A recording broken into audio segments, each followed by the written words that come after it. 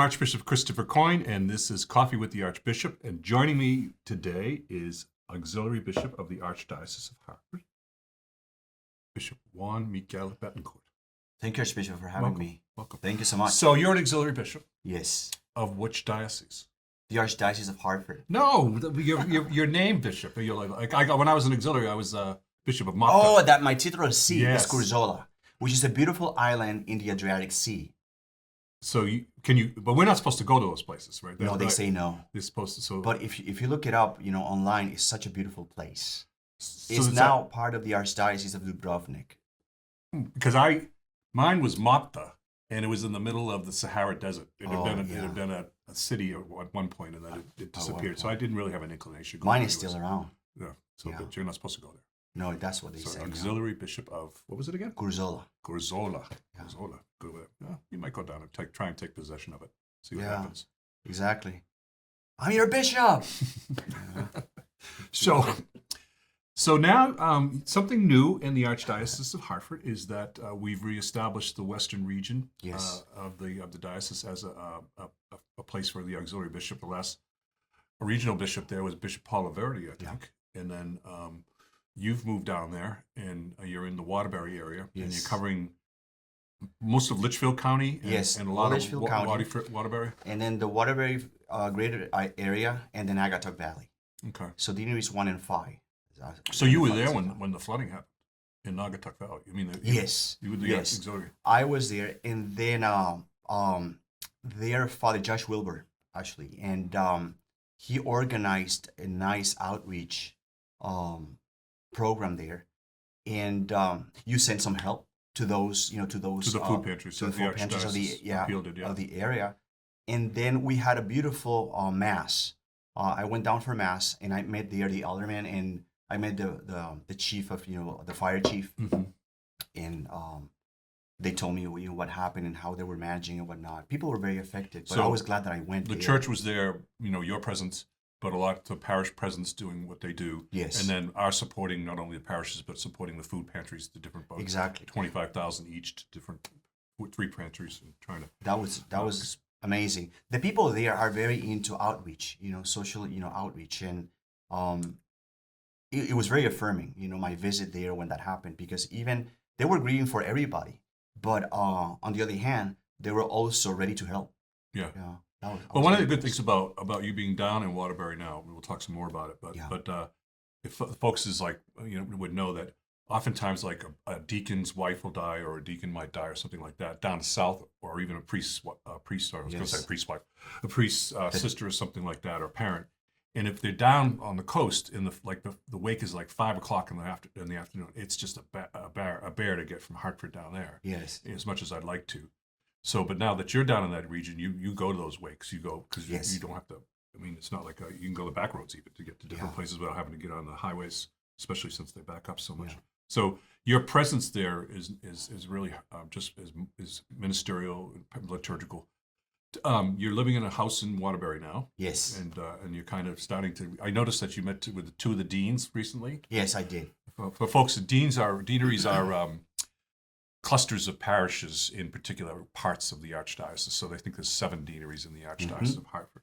So there's only one in Litchfield County, right? Yes. And then Waterbury's one. Yeah. more or less. In the Naugatuck Valley. Yeah. So you met with the deans. How are things going down in that part of it? Well, they're very excited that I'm there, helping you with those deaneries, and we were just catching up about the situation right now. The strengths of both deaneries, the areas for growth, what things are going well, and get mass attendance, and then looking at possibilities of how then the 2 deaneries can work a little bit more together. Because it really is, the territory is easy accessible. So, and then there are opportunities for parishes to, if not to share programs, but at least this kind of interaction, right? And the deans were very happy, and they're very helpful, concerned about the priests of the deanery and the people there. So it was very productive, meeting, and it helped me to learn more. about not only the situation of the parishes, but also learn more about me, my brother priests, and about the deans too. Yeah. Well, it's really interesting. Like Litchfield County, which is the northwest corner of the state, people would think that it's very not it's very uniform. There's not a lot of diversity in it. But once you get into Torrington, and then you get into New Milford, there's significant Spanish-speaking populations in those parts of Litchfield County. And I think, isn't there some? You don't cover Enfield.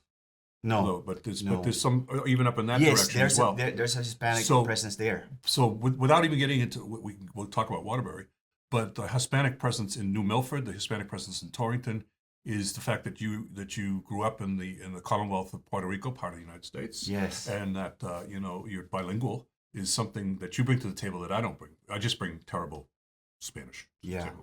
They'll tell me to stop. They said no mas. No. Bishop, you heard it?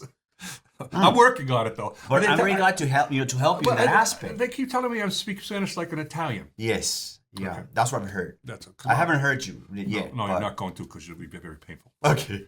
With Archbishops. But then, you've got, which is great, because you've got, in Waterbury, you've got like a huge, a couple of huge parishes. Yeah.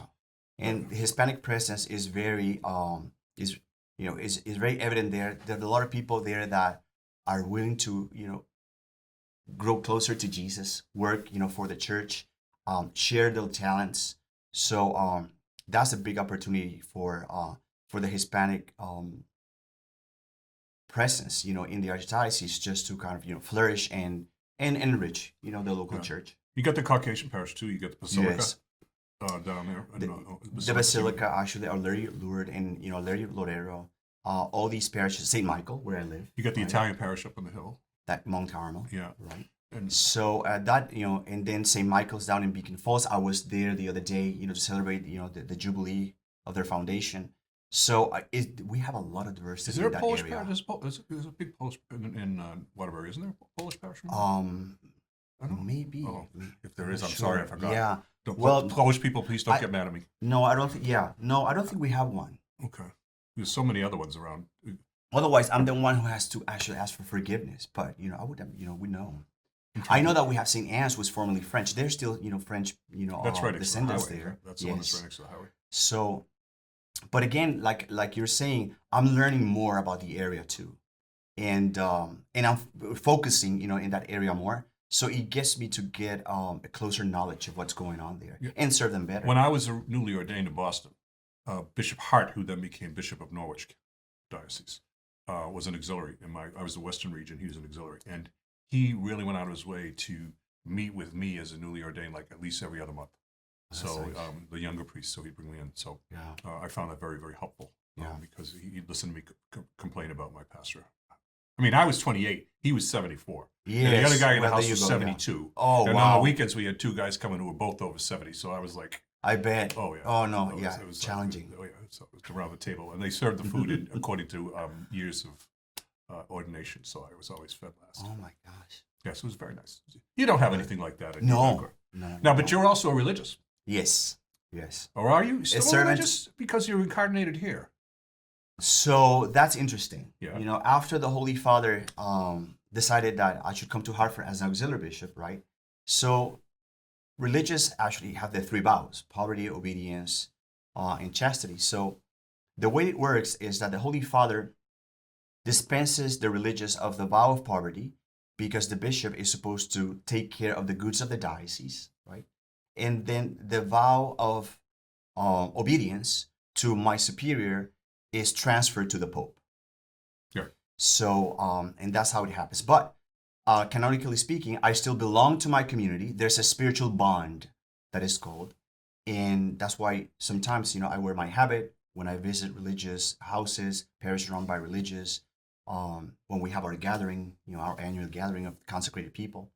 So that's how it works. But it was a little bit challenging leaving my community, but I found a new family. So for the viewers, what is your community? Servants of the Holy Eucharist. And it was founded in Puerto Rico. It was founded in Puerto Rico in 1981. Okay. By a missionary priest, a Claretian father named Aníbal Reyes. So we have two houses in Puerto Rico and then one in Spain. Okay. Yes. By the way, I like your vocation Oh, jacket. yeah. And I've got my That's the thing. some of my swag from Watertown. The Watertown, Watertown, Holy Disciples. Holy Disciples. Yeah. Good. Yep. You got all those swag. I from do. I'm gonna schools. try it on Yeah. different shows. Well, thank you for joining us. Yeah, well, thank you, Archbishop, for having me. And This was great. And this has been Coffee with the Archbishop. God bless.